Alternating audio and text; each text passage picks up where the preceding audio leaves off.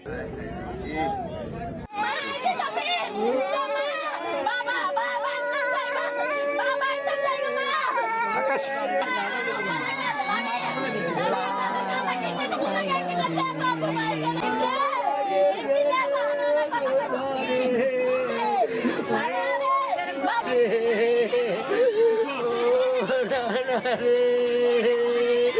দিয়ে আসতে আমি দেখলাম যে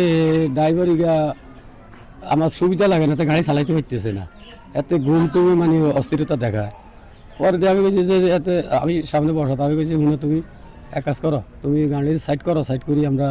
তুমি একটু রেস্ট করো, আমরা দরকার হলে 1 ঘন্টা 2 ঘন্টা পরে যাবো। আমি সকালবেলা যাবো আমগো গাড়ি ডুবে না, গাড়ি নৌকার মতন ভাসতেছে। ইগারে কইতেছি লক্ষ্য লিখে গেলাস পুলি টক্কা দিয়ে ভাড়া গেছি ইগার কারণ আর উড়া এরা আমি ঘুরি ঘুরি করতেছি ভাই তুই লক্কল গাড়ির ভিতরে লক্কল আমি গাড়ির দরজা খুলি দিলে ব্যাগে চাতার গাড়ি তো লিয়ে গাড়ির দাম নামে যাক ইগা আসতে ইগার জানালা খুলি গিয়ে টক্কা দিয়ে ভাড়া গেছে বাসা লাইছি তো দিকে যাইতে গেলে লক গাড়ি দিতে ব্যাগে মাথায় দিতে আবার আর যেন ওই গাড়িটার সাইডের দিকে টানতেছে, গাড়ি ঢুকতেছে না,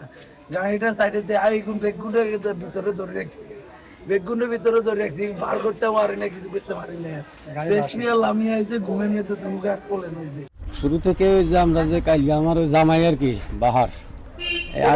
আসছে, তো আমরা এখান থেকে গেছি, বাহার মা গেছে, মার আর নানি আছে, উনি মুরব্বী এয়ারপোর্টে যাইব, এরা গেছে, আমার নাতি সহকার, এরা বাচ্চা 3টা, বউ 3টা, আর এরা মুরব্বী আমার ভ্যান গেছে এবং কি আর এর মা গেছে, আর আমি গেছি, আমার ব্যয় গেছে। যাইতে যাক যেভাবে গেছি, রাত্রে 12টা বাজে আমরা ঢাকায় পৌঁছে গেছি এয়ারপোর্টে। পৌঁছার পরেতে বাহার আসে আর আমরা গাড়িতে উঠে বাহারে আবার যেভাবে আসার কথা এইভাবে আসছি। আর হতে দিয়ে আসতে আমি দেখলাম যে ড্রাইভার আমার সুবিধা লাগে না, তো গাড়ি চালাইতে পারতেছে না, এতে ঘুম টুমে মানে অস্থিরতা দেখায়। পরে দিয়ে আমি বলছি যে এতে আমি সামনে বসাতে আমি বলছি শুনে তুমি এক কাজ করো, তুমি গাড়ির সাইড করো, সাইড করি আমরা, তুমি একটু রেস্ট করো, আমরা দরকার হলে 1 ঘন্টা 2 ঘন্টা পরে যাবো। আমার ওই জামাই বাহারের লগে ওমান থেকে লোক আরেকটা আসছে, এরা আরেক বন্ধু আর কি, 2 বন্ধু একসাথে আসছে। তো হে বলছে যে আমরা তো এইদিকে লাকসাম দিয়ে ঢুকবো, হে বলে যে হের বাড়ি হলো ফেনীতে, তো হে কয় যে গাড়ি ফেনী দিয়ে যাইব, হিমিয়ে নামি যাবে সেখানে, আর আমরা ফেনী বাড়িতে আমো। এখন এই গাড়ি যে চালায় দেখি লাজান কি গাড়ি চালাইতে যাইলে আর গাড়ি আইয়েছে, গাড়ি দেওয়া বাড়ি দেয়। তখন আমি এখানে কইলাম যে শুন,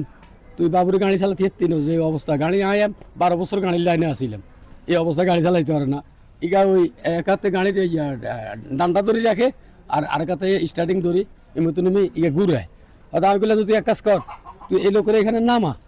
হেমিয়ার রোডের লোক বাড়ি, এখানে নামাই, আমরা এখানে রেস্ট করবো, আমরা সকাল হইলে আমরা 1-2 ঘন্টা পরে যাবো।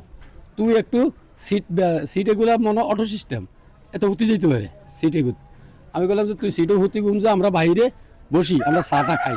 এর হরে আমরা 1-1.5 ঘন্টা হরে যাবো, তুমি এইভাবে গাড়ি চালাই না, গাড়ি তুই চালাইতে ইচ্ছা না। এই কথা হরে দিয়াতে কতক্ষণ হেন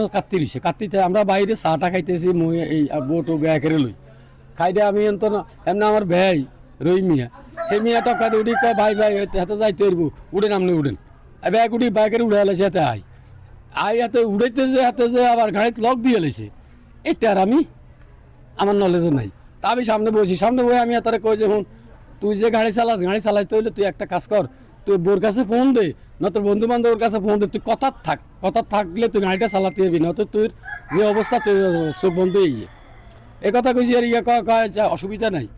এই কথা কই হাতে গাড়িটা নিয়ে আসে, গাড়িটা নিয়ে হাতে একবার এই রাস্তার এই ফাঁসা যায়, আবার যায়, যাই হোক কোনো রোড ক্লিয়ার ছিল তখন, ভোর রাত্রে তো রোড ক্লিয়ার ছিল, টানিয়ে আইতে চন্দ্রগঞ্জ হুকবাজার আয়, জন গাড়ি বামে তো এখন ডাইরের দিকে এইভাবে যায় আন্দোচার আগলে রে তুই গাড়ি ব্রেক কর, হেতার কোনো শব্দ নাই, এই ব্রেক কর দিছি, ধাক্কা দিছি, আর গাড়ির ডাইন চাক্কা এখন চলে গেছে রাস্তার বাহারে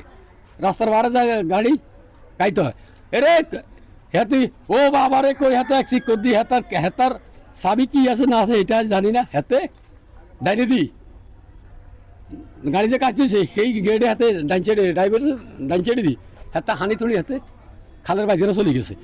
আমি বাম সাইডে বসাত, আমি কি করি তো আমার হাত, আমি ওই এখন আর দিশাই না, গাড়ি তো হানিত, আমি ওই আমার আর্ধেক